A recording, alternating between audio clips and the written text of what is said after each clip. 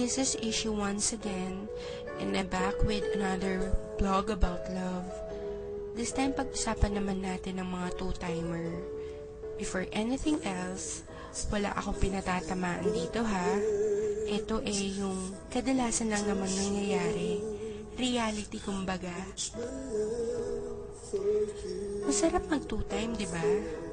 Yung tipong dala-dalawa sila, tatlo-tatlo, minsan 10-10 pa nga eh.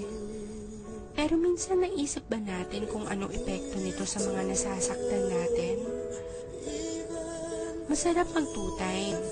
Pag natapos ka sa isa, lilipat ka naman sa isa. Tapos sa iba naman hanggang sa magsawa ka.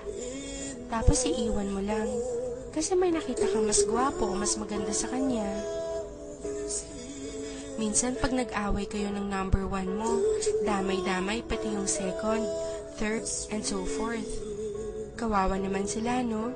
Samantalang wala naman silang ginagawa sa'yo kung di ang intindihin ka at mahalin lang.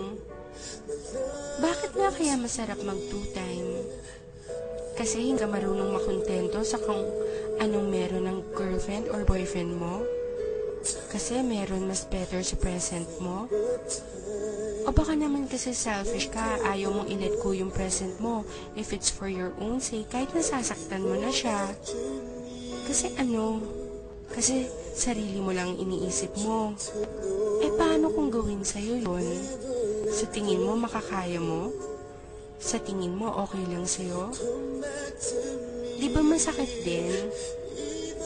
Tsaka, saka mo malalaman na mahal mo pala talaga siya pag may mahal na siyang iba. Pag hindi na ikaw ang mahal niya. Guys, masarap pagmahal at mahalin. Sana lang, marunong tayong makontento sa ibinigay sa atin. Tayo-tayo na nga lang ang nagkakaintindihan. Tapos tayo-tayo pa ang nagtataluhan. Guys, wake up.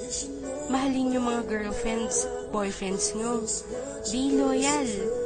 Sorry sa mga natatamaan ko.